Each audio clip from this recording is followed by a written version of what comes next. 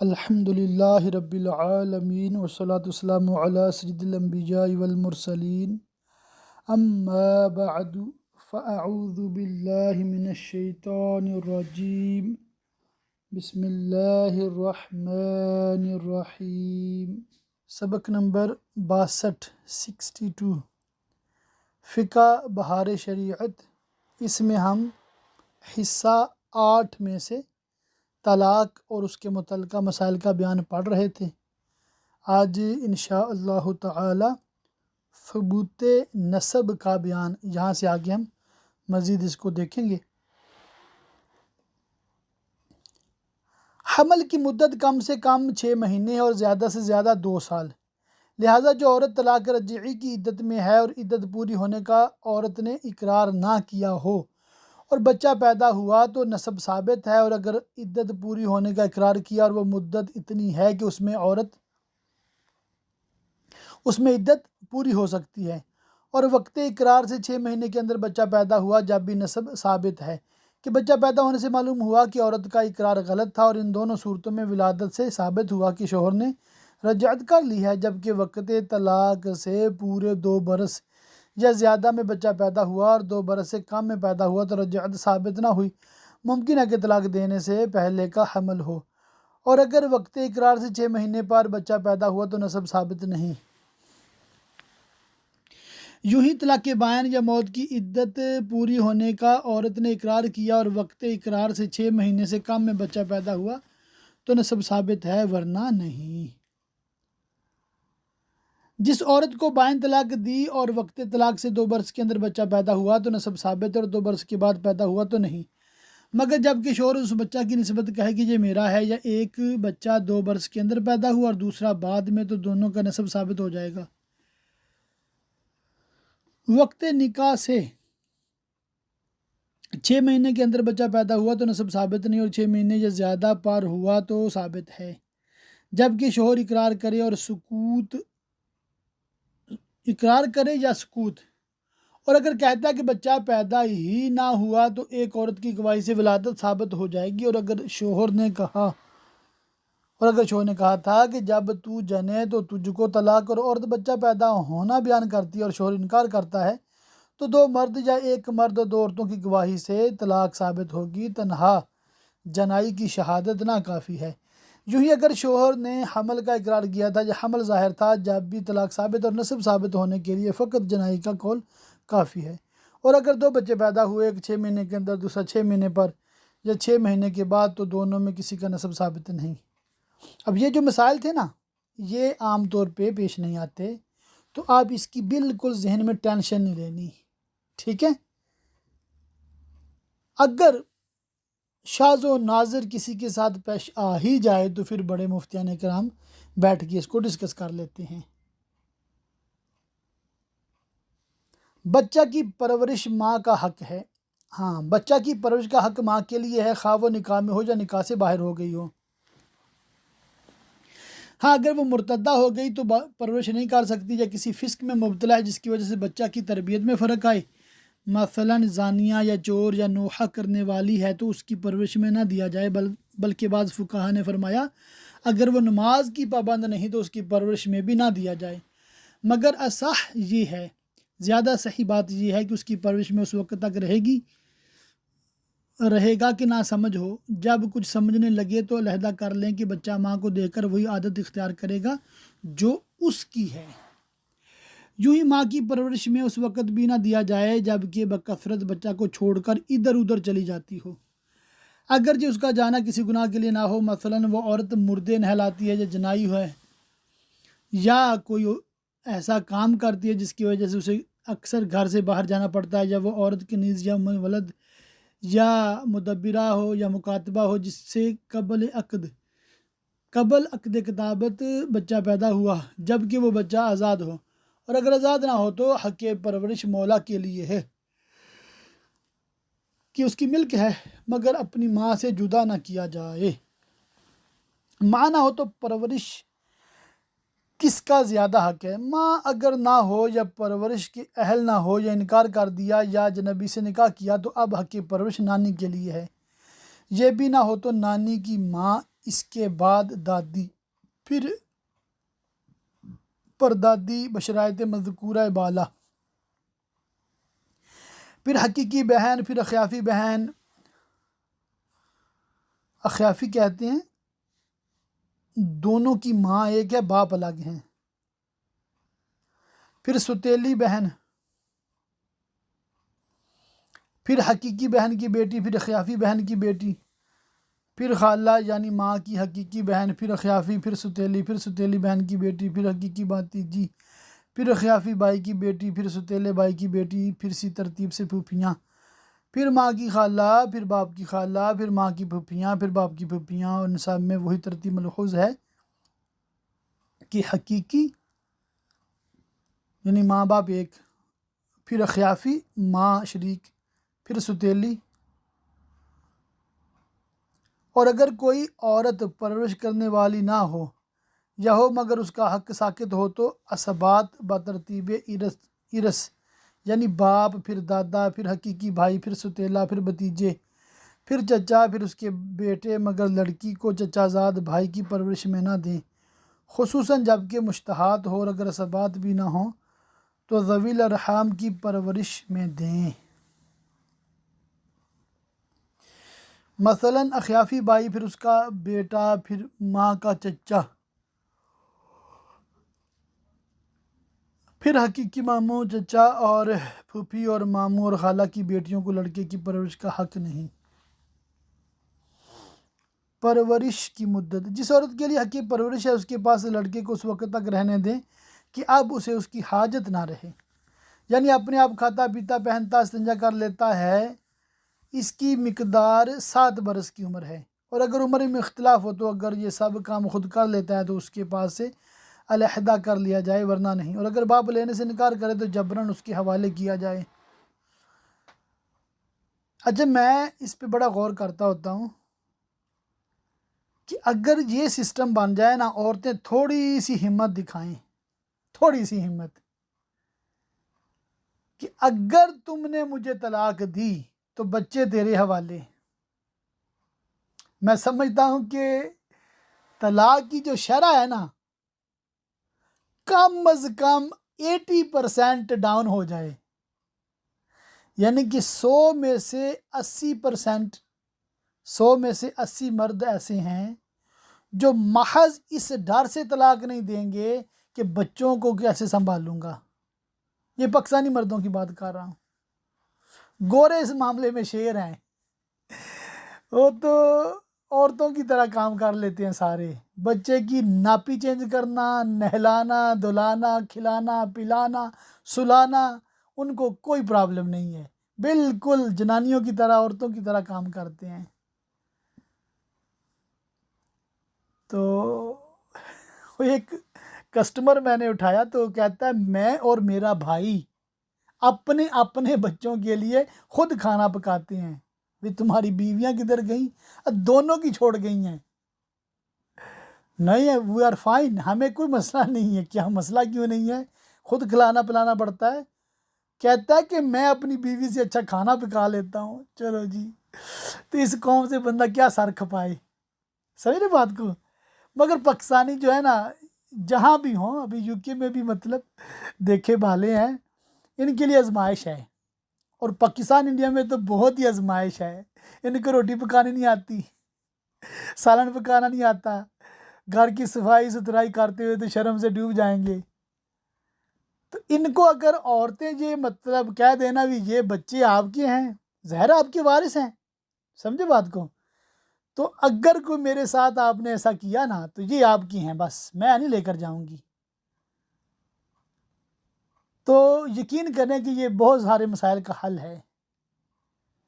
مرد شیر عورتوں نے بنائے ہوئے ہیں.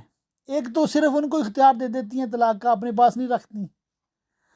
دوسرا پھر بچے، ہائے بچے تو ماں تو میری مامتا تو پتہ نہیں کیا ہو جائے گا. اچھا، وہ اتنے اٹیچ کر لیتی ہیں اپنے ساتھ کہ اب ماں کے بغیر رہتے بھی نہیں ہیں. پھر ماں میں مامتا تو ہوتی ہی ہوتی ہے اور جانوروں میں بھی ہوتی ہے، مگر کیا ہوتا ہے شوہر کو پھر آزادی مل جاتی ہے، اس کو پرواہ ہی نہیں ہوتی. راتوں کو اٹھ کے ماں اس کو دیکھ رہی ہے، بچے کو، شوہر صاحب خراٹے مار رہے ہیں. تو یہ چیز جو ہے نا، یہ تھوڑا سا اس میں ہونا چاہیے کہ پیدا ہوتے ہی باپ کی وہ گود میں رکھ دیا جائے، ٹھیک ہے، کہ آپ نے بھی اس کی دیکھ بھال میں پورا حصہ لینا ہے۔ تو گھر آئے تو بس بچے باپ کی ارد گرد اوپر نیچے، ٹھیک ہے، اس کو پتہ چلے بھی شادی ہوئی ہے اور ماشاءاللہ بچے بھی ہیں، ان کو بھی دیکھنا ہے، ان کو بھی ٹائم دینا، خالی موبائل پہ ٹک ٹک نہیں کرنی۔ تو بچوں کو باپ سے اٹیچ کر دے، یہ عورتوں کے لیے بہترین ہوگا جو اپنا گھر بسانا چاہتی ہیں۔ باقی یہ سوچ ہے، اس کو قبول کرنا ہر ایک کے لیے ضروری نہیں ہے، مگر میں سمجھتا ہوں کہ اس سے بھی طلاق کی شرح جو بلا وجہ طلاقیں ہو رہی ہیں عورتوں کو، بہت کم ہو سکتی ہے۔ خیر، اپنے موضوع کی طرف آتے ہیں، اس کو بھی انشاءاللہ تعالیٰ ہم نے مکمل کرنا ہے۔ اور اگر باپ لینے سے انکار کرے تو جبراً اس کے حوالے کیا جائے، اور لڑکی اس وقت تک عورت کی پرورش میں رہے گی کہ حد شہوت کو پہنچ جائے۔ اس کی مقدار 9 برس کی عمر ہے، اور اگر اس عمر سے کم میں لڑکی کا نکاح کر دیا گیا، جب بھی اسی کی پرورش میں رہے گی جس کی پرورش میں ہے۔ نکاح کر دینے سے حق کی پرورش باطل نہ ہوگا جب تک مرد کے قابل نہ ہو۔ یہاں پر یہ ایک نقطہ ہے کہ نابالغ جو ہوتی ہیں بچیاں، ان کا نکاح اسلام میں جائز ہے، مگر رخصتی نہیں کی جائے گی۔ خالی نکاح جائز ہے، رخصتی جائز نہیں ہے جب تک وہ مرد کے قابل نہ ہوں۔ مگر فی زمانہ چونکہ یہ اللیگل ہے، غیر قانونی ہے، تو ایسا رسک ہرگز نہ لیں۔ اور بالغ بچی ہو گئی ہے تو اس کی اجازت سے، اس کی مرضی سے، اس سے پوچھ کر اس کا نکاح کریں۔ بعض بچیاں ہوتی ہیں ان کو کوئی جلدی نہیں ہوتی شادی کی، بلکہ وہ خود سے کہتے ہیں کہ مجھے شادی ابھی نہیں کرنی، تو ان کو فورس نہ کریں، جبکہ وہ گناہ سے بچی ہوئی ہیں، اللہ کا شکر ہے، تو کوئی جلدی نہیں ہے۔ 7 برس کی عمر سے بلوغ تک لڑکا اپنے باپ یا دادا یا کسی اور ولی کے پاس رہے گا۔ پھر جب بالغ ہو گیا اور سمجھ وال ہے کہ فتنہ یا بدنامی کا اندیشہ نہ ہو اور تادیب کی ضرورت نہ ہو تو جہاں چاہے وہاں رہے، اور اگر ان باتوں کا اندیشہ ہو اور تادیب کی ضرورت ہو تو باپ دادا وغیرہ کے پاس رہے گا، خود مختار نہ ہوگا، مگر بالغ ہونے کے بعد باپ پر نفقہ واجب نہیں۔ اب اگر اخراجات کا متکفل ہو تو تبرع احسان ہے۔ یہ حکم فقہی ہے، مگر نظر بحال زمانہ خود مختار نہ رکھا جائے جب تک چال چلن اچھی طرح درست نہ ہو لیں اور پورا وثوق نہ ہو لے کہ اب اس کی وجہ سے فتنہ و عار نہ ہوگا، کہ آج کل اکثر صحبتیں مخرب اخلاق ہوتی ہیں اور نوعمری میں فساد بہت جلد سرایت کرتا ہے۔ لڑکی 9 برس کی بعد سے جب تک کنواری ہے باپ دادا بھائی وغیرہ ہم کے یہاں رہے گی، مگر جب کہ عمر رسیدہ ہو جائے اور فتنہ کا اندیشہ نہ ہو تو اسے اختیار ہے کہ جہاں چاہے رہے۔ اور لڑکی سیب ہے، مثلاً بیوہ ہے، اور فتنہ کا اندیشہ نہ ہو تو اسے اختیار ہے، ورنہ باپ دادا وغیرہ کے یہاں رہے۔ اور یہ ہم پہلے بیان کر چکے کہ چچا کے بیٹے کو لڑکی کے لیے حق پرورش نہیں۔ یہی حکم اب بھی ہے کہ وہ محرم نہیں، بلکہ ضرور ہے کہ محرم کے پاس رہے، اور محرم نہ ہو تو کسی سکہ امانت دار عورت کے پاس رہے جو اس کی عفت کی حفاظت کر سکے، اور اگر لڑکی ایسی ہو کہ فساد کا اندیشہ نہ ہو تو اختیار ہے۔ نفقہ واجب ہونے کے اسباب۔ نفقہ سے مراد کھانا، کپڑا، رہنے کا مکان ہے، اور نفقہ واجب ہونے کے 3 سبب ہیں۔ نمبر 1 زوجیت، نمبر 2 نسب، نمبر 3 ملک۔ زوجیت کا سبب نفقہ۔ جس عورت سے نکاح صحیح ہوا اس کا نفقہ شوہر پر واجب ہے۔ عورت مسلمان ہو یا کافرہ، آزاد ہو یا مکاتبہ، محتاج ہو یا مالدار، دخول ہوا ہو یا نہیں، بالغہ ہو یا نابالغہ، مگر نابالغہ میں شرط یہ ہے کہ جماع کی طاقت رکھتی ہو یا مشتہات ہو، قابل شہوت ہو۔ اور شوہر کی جانب کوئی شرط نہیں، بلکہ کتنا ہی صغیر السن ہو اس پر نفقہ واجب ہے، اس کے مال سے دیا جائے گا۔ اور اگر اس کی ملک میں مال نہ ہو تو اس کی عورت کا نفقہ اس کے باپ پر واجب نہیں۔ ہاں اگر اس کے باپ نے نفقہ کی ضمانت کی ہو تو باپ پر واجب ہے۔ شوہر عنین ہے، یہ نہ مرد ہے، یا اس کا عضو تناسل کٹا ہوا ہے، یا مریض ہے کہ جماع کی طاقت نہیں رکھتا، یا حج کو گیا ہے، جب بھی نفقہ واجب ہے۔ جس عورت کو طلاق دی گئی ہے بہرحال عدت کے اندر نفقہ پائے گی، طلاق رجعی ہو یا بائن یا 3 طلاقیں عورت کو حمل ہو یا نہیں۔ جو عورت بے اجازت شوہر گھر سے چلی جایا کرتی ہے، اس بنا پر اسے طلاق دے دی تو عدت کا نفقہ نہیں پائے گی۔ ہاں اگر بعد طلاق شوہر کے گھر میں رہی اور باہر جانا چھوڑ دیا تو پائے گی۔ حسب حیثیت نفقہ دیں۔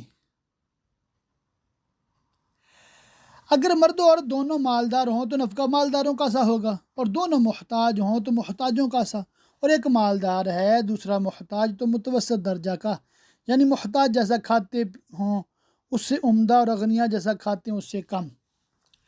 اور شوہر مالدار ہو اور عورت محتاج تو بہتر یہ ہے کہ جیسا آپ کھاتا ہو عورت کو بھی کھلائے، مگر یہ واجب نہیں، واجب متوسط ہے۔ نفقہ کا تعین روپوں سے نہیں کیا جا سکتا کہ ہمیشہ اتنے ہی روپے دیے جائیں، اس لیے کہ نرخ بدلتا رہتا ہے۔ ارزانی اور گرانی دونوں کے مصارف یکساں نہیں ہو سکتے، بلکہ گرانی میں اس کے لحاظ سے تعداد بڑھائی جائے گی اور ارزانی میں کم کی جائے گی۔ مطلب اصل اس میں کھانے پینے کی چیزیں دینی ہیں، ٹھیک ہے؟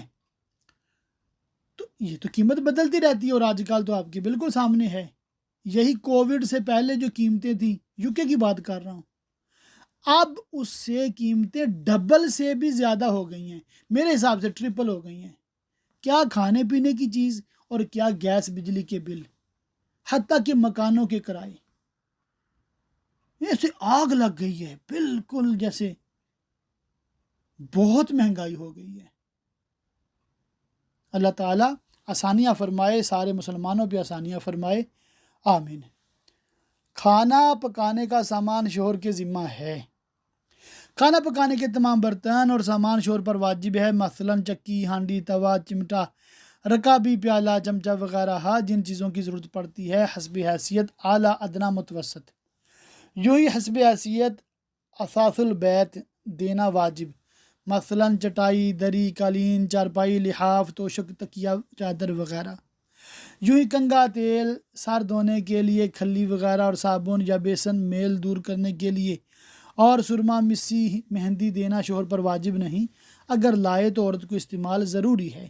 عطر وغیرہ خوشبو کی اتنی ضرورت ہے جس سے بغل اور پسینہ کی بو کو دفع کر سکے، تو عورتوں کو چاہیے کہ خوشبو کا استعمال لازمی کیا کریں۔ غسل و وضو کا پانی شوہر کے ذمہ ہے، عورت غنی ہو یا فقیر۔ عورت اگر چائے یا حقہ پیتی ہے تو ان کے مصارف شوہر پر واجب نہیں، اگرچہ نہ پینے سے اس کو ضرر پہنچے گا۔ یوں ہی پان، چھالیہ، تمباکو شوہر پر واجب نہیں۔ عورت اگر تنہا مکان چاہتی ہے، یعنی اپنی سوت یا شوہر کے متعلقین کے ساتھ نہیں رہنا چاہتی، تو اگر مکان میں کوئی ایسا دالان اس کو دے دے جس میں دروازہ ہو اور بند کر سکتی ہو تو وہ دے سکتا ہے، اور دوسرا مکان طلب کرنے کا اس کو اختیار نہیں، بشرطے کہ شوہر کے رشتہ دار عورت کو تکلیف نہ پہنچاتے ہوں۔ رہا یہ امر کے پاخانہ، غسل خانہ، باورچی خانہ بھی علیحدہ ہونا چاہیے، اس میں تفصیل ہے۔ اگر شوہر مالدار ہو تو ایسا مکان دے جس میں یہ ضروریات ہوں، اور غریبوں میں خالی ایک کمرہ دے دینا کافی ہے، اگرچہ غسل خانہ وغیرہ مشترک ہو۔ نسب کے سبب نفقہ، اولاد کا نفقہ، نابالغ اولاد کا نفقہ باپ پر واجب ہے، جبکہ اولاد فقیر ہو، یعنی خود اس کی ملک میں مال نہ ہو اور آزاد ہو، اور بالغ بیٹا اگر اپاہج یا مجنون یا نابینا ہو، کمانے سے عاجز ہو اور اس کے پاس مال نہ ہو تو اس کا نفقہ بھی باپ پر واجب ہے، اور لڑکی جب کہ مال نہ رکھتی ہو تو اس کا نفقہ بہرحال باپ پر ہے، اگر جو اس کی اعضاء سلامت ہوں۔ اور اگر نابالغ کی ملک میں مال ہے مگر یہاں مال موجود نہیں تو باپ کو حکم دیا جائے گا کہ اپنے پاس سے خرچ کرے، جب مال آئے تو جتنا خرچ کیا ہے اس میں سے لے لے، اور اگر بطور خرچ خود کیا ہے اور چاہتا ہے کہ مال آنے کے بعد اس میں سے لے لے تو لوگوں کو گواہ بنائے کہ جب مال آئے گا تو میں لے لوں گا، اور گواہ نہ کیا تو دیانتاً لے سکتا ہے، قضاءً نہیں۔ ماں پر نفقہ واجب نہیں۔ نابالغ کا باپ تنگ دست ہے اور ماں مالدار، جب بھی نفقہ باپ ہی پر ہے، مگر ماں کو حکم دیا جائے گا کہ اپنے پاس سے خرچ کرے اور جب شوہر کے پاس ہو تو وصول کر لے۔ دادا پر نفقہ، اگر باپ مفلس ہے تو کمائے اور بچوں کو کھلائے اور کمانے سے بھی عاجز ہے، مثلاً اپاہج ہے، تو دادا کے ذمہ کا نفقہ ہے کہ خود باپ کا نفقہ بھی اس صورت میں اسی کے ذمہ ہے۔ محارم کا نفقہ، باپ، ماں، دادا، دادی، نانا، نانی اگر تنگ دست ہوں تو ان کا نفقہ واجب ہے اگرچہ کمانے پر قادر ہوں۔ سبحان اللہ، جب کہ یہ مالدار ہو یعنی مال کے نصاب ہو اگرچہ وہ نصاب نامی نہ ہو، اور اگر یہ بھی محتاج ہے تو باپ کا نفقہ اس پر واجب نہیں۔ البتہ اگر باپ اپاہج یا مفلوج ہے کہ کما نہیں سکتا تو بیٹے کے ساتھ نفقہ میں شریک ہے اگرچہ بیٹا فقیر ہو، اور ماں کا نفقہ بھی بیٹے پر ہے اگرچہ اپاہج نہ ہو اگرچہ بیٹا فقیر ہو، یعنی جب کہ بیوہ ہو اور اگر نکاح کر لیا تو اس کا نفقہ شوہر پر ہے، اور اگر اس کے باپ کے نکاح میں ہے اور باپ اور ماں دونوں محتاج ہوں تو دونوں کا نفقہ بیٹے پر ہے، اور باپ محتاج نہ ہو تو باپ پر ہے، اور باپ محتاج ہے اور ماں مالدار تو ماں کا نفقہ اب بھی بیٹے پر نہیں بلکہ اپنے پاس سے خرچ کرے اور شوہر سے وصول کر سکتی ہے۔ باپ کا نفقہ بیٹے اور بیٹی دونوں پر، باپ وغیرہ کا نفقہ جیسے بیٹے پر واجب ہے یوں ہی بیٹی پر بھی ہے۔ اگر بیٹا بیٹی دونوں ہوں تو دونوں پر برابر برابر واجب ہے، اور اگر دو بیٹے ہوں، ایک فقط مال کے نصاب ہے اور دوسرا بہت مالدار ہے، تو باپ کا نفقہ دونوں پر برابر برابر ہے۔ جو رشتہ دار محارم ہوں ان کا بھی نفقہ واجب ہے، جبکہ محتاج ہوں اور نابالغ یا عورت ہو اور رشتہ دار بالغ مرد ہو تو یہ بھی شرط ہے کہ کمانے سے عاجز ہو، مثلاً دیوانہ ہے یا اس پر فالج گرا ہے یا اپاہج ہے یا اندھا، اور اگر عاجز نہ ہو تو واجب نہیں اگرچہ محتاج اور عورت میں بالغہ نابالغہ کی قید نہیں، اور ان کے نفقات بقدر میراث واجب ہیں، یعنی اس کے ترکہ سے جتنی مقدار کا وارث ہوگا اسی کے موافق اس پر نفقہ واجب۔ یہ میں نے تلخیص کی تھی، اس کی سارا نہیں لکھا تھا۔ ملک کے سبب نفقہ، لونڈی غلام کا نفقہ ان کے آقا پر ہے، وہ مدبر ہوں یا خالص غلام، چھوٹے ہوں یا بڑے، اپاہج ہوں یا تندرست، اندھے ہوں یا گھیارے، اور اگر آقا نفقہ دینے سے انکار کرے تو مزدوری وغیرہ کر کے اپنے نفقہ میں صرف کریں، اور کمی پڑے تو مولا سے لیں، بچے رہے تو مولا کو دیں، اور کما بھی نہ سکتے ہوں تو غیر مدبر و ام ولد میں مولا کو حکم دیا جائے گا کہ ان کا نفقہ دے یا بیچ ڈالے، اور مدبر اور ام ولد میں نفقہ پر مجبور کیا جائے گا، اور اگر لونڈی خوبصورت ہے کہ مزدوری کو جائے گی تو اندیشہ فتنہ ہے تو مولا کو حکم دیا جائے گا کہ نفقہ دے یا بیچ ڈالے۔ تو الحمدللہ یہاں پر ہمارا یہ حصہ 8 بہار شریعت کا طلاق کا بیان مکمل ہو گیا۔ اب انشاءاللہ تعالی اس کے متصل ہی ہم حصہ نمبر 9 جو ہے وہ شروع کر لیتے ہیں اللہ کی رحمت سے انشاءاللہ تعالی۔ اس میں تو بہت سارے مسائل وہ ہیں جن کو ہم نے پڑھنا نہیں ہے، اس کا صرف ٹائٹل پڑھ لیتے ہیں، آزاد کرنے کا بیان۔ یہ کیا مسئلہ کیا ہے یہاں پر؟ عتق یعنی غلام آزاد کرنے کے مسائل کی ہندوستان میں ضرورت نہیں پڑتی کہ یہاں نہ لونڈی غلام ہیں نہ ان کی آزاد کرنے کا موقع۔ یوں ہی فقہ کے اور بھی بعض ایسے ابواب ہیں جن کی زمانہ حال میں یہاں کے مسلمانوں کو حاجت نہیں، اس وجہ سے خیال ہوتا تھا کہ ایسے مسائل اس کتاب میں ذکر نہ کیے جائیں، مگر ان چیزوں کو بالکل چھوڑ دینا بھی ٹھیک نہیں کہ کتاب ناقص رہ جائے گی۔ نیز ہماری اس کتاب کے اکثر بیانات میں باندی غلام کے امتیازی مسائل کا تھوڑا تھوڑا ذکر ہے، تو کوئی وجہ نہیں کہ اس جگہ بالکل پہلو تہی کی جائے، لہذا مختصراً چند باتیں گزارش کروں گا کہ اس کے اقسام و احکام پر قدر اطلاع ہو جائے۔ غلام آزاد کرنے کی فضیلت قرآن و حدیث سے ثابت ہے۔ اللہ عز و جل فرماتا ہے، اس کا ترجمہ یہ ہے، کسی بندے کی گردن چھڑانا یا بھوک کے دن کھانا دینا۔ احادیث میں پہلی حدیث پاک ہے، صحیحین میں ابو ہریرہ رضی اللہ تعالیٰ عنہ سے مروی، حضور اقدس صلی اللہ علیہ وسلم نے فرمایا، جو شخص مسلمان غلام کو آزاد کرے گا اس کے ہر عضو کے بدلے میں اللہ تعالیٰ اس کے ہر عضو کو جہنم سے آزاد فرمائے گا۔ سعید بن مرجانہ کہتے ہیں، میں نے یہ حدیث علی بن حسین یعنی امام زین العابدین رضی اللہ تعالیٰ عنہما کو سنائی، انہوں نے اپنا ایک غلام ایسا آزاد کیا جس کی قیمت عبداللہ بن جعفر 10,000 دیتے تھے، یعنی کہ اتنا اچھا وہ غلام تھا، آپ نے بالکل اللہ کی رضا کے لیے اس کو آزاد کر دیا۔ مسائل فقیہ میں تھوڑا سا ٹائٹل پڑھتے ہیں۔ غلام کے آزاد ہونے کی چند صورتیں، ایک یہ کہ اس کے مالک نے کہہ دیا کہ تو آزاد ہے، یا اس کے مثل اور کوئی لفظ جس سے آزادی ثابت ہوتی ہے۔ دوسری یہ کہ ذی رحم محرم اس کا مالک ہو جائے تو ملک میں آتے ہی آزاد ہو جائے گا۔ سوم یہ کہ حربی کافر مسلمان غلام کو دارالسلام سے خرید کا دارالحرب میں لے گیا تو وہاں پہنچتے ہی آزاد ہو گیا۔ باقی اس کی تفصیلات ہم انشاءاللہ تعالی چھوڑ رہے ہیں اور یہ نہیں پڑھیں گے، بس آپ نے اتنا اس کو سیکھ لیا، سمجھ لیا، یہ بس اتنا حد تک کافی ہے۔ آگے ایک لفظ آتا ہے مدبر و مکاتب و ام ولد کا بیان۔ یہ ہوتے کیا ہیں یہ صرف پڑھ لیتے ہیں۔ مدبر اس کو کہتے ہیں جس کی نسبت مولا نے کہا کہ تو میرے مرنے کے بعد آزاد ہے، یا یوں کہا کہ اگر میں مر جاؤں یا جب میں مروں تو آزاد ہے، غرض اسی قسم کے الفاظ جن سے مرنے کے بعد اس کا آزاد ہونا ثابت ہوتا ہے۔ آگے پھر مدبر کی قسمیں ہیں، مدبر مطلق ہے، مدبر مقید ہے، ٹھیک ہے، تو یہ بھی ہم تفصیلات میں نہیں پڑھیں گے انشاءاللہ تعالی، اس کی ہمیں حاجت نہیں ہے۔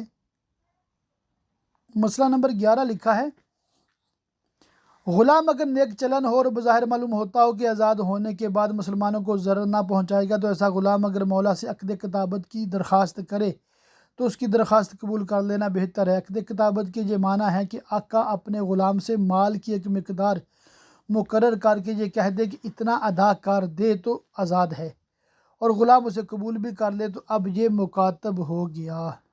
جب کل ادا کر دے گا آزاد ہو جائے گا، اور جب تک اس میں سے کچھ بھی باقی ہے غلام ہی ہے۔ مسئلہ نمبر 17 لکھا ہے ام ولد کے حوالے سے، بلکہ 20 نمبر جو ہے۔ ام ولد اس لونڈی کو کہتے ہیں جس کے بچہ پیدا ہوا اور مولا نے اقرار کیا کہ یہ میرا بچہ ہے، خواہ بچہ پیدا ہونے کے بعد اس نے اقرار کیا یا زمانہ حمل میں اقرار کیا ہو کہ یہ حمل مجھ سے ہے، اور اس صورت میں ضروری ہے کہ اقرار کے وقت سے 6 مہینے کے اندر بچہ پیدا ہو۔ بچہ زندہ پیدا ہوا یا مردہ، بلکہ کچا بچہ پیدا ہوا جس کے کچھ اعضاء بن چکے ہیں، سب کا ایک حکم ہے۔ اچھا، اس کے احکام کیا ہیں؟ ام ولد سے صحبت کر سکتا ہے، خدمت لے سکتا ہے، اس کو اجارہ پر دے سکتا ہے، اوروں کے کام کاج مزدوری پر کرے، اور جو مزدوری ملے اپنے مالک کو لا کر دے۔ ام ولد کا کسی شخص کے ساتھ نکاح کر سکتا ہے، مگر اس کے لیے استبراء ضرور ہے، اور ام ولد کو نہ بیچ سکتا ہے، نہ ہبہ کر سکتا ہے، نہ گروی رکھ سکتا ہے، نہ اسے خیرات کر سکتا ہے، بلکہ کسی طرح دوسرے کی ملک میں نہیں دے سکتا۔ مولا کی موت کے بعد ام ولد بالکل آزاد ہو جائے گی، اس کے پاس اور مال ہو یا نہ ہو۔ تو یہ ہے مدبر، مکاتب اور ام ولد کا بیان۔ آگے ایک قسم کا بیان، یہ ٹاپک ظاہرہ ایک امپورٹنٹ ہے، ضروری ٹاپک ہے، اس کو ہم انشاءاللہ تعالی اگلے لیکچر میں دیکھیں گے، پڑھیں گے، سنیں گے انشاءاللہ تعالی اس کے حوالے سے، اور مزید معلومات انشاءاللہ تعالی اس حوالے سے سیکھنے سمجھنے کی کوشش کریں گے۔ اللہ تعالیٰ کی پاک بارگاہ میں دعا ہے اللہ تعالیٰ ہمیں خوب علم دین سیکھنے، سمجھنے، عمل کرنے اور دوسروں تک پہنچانے کی توفیق رفیق مرحمت فرمائے، آمین بجاہ النبی الامین، وصلی اللہ تعالی علیہ وآلہ وصحبہ وبارک وسلم۔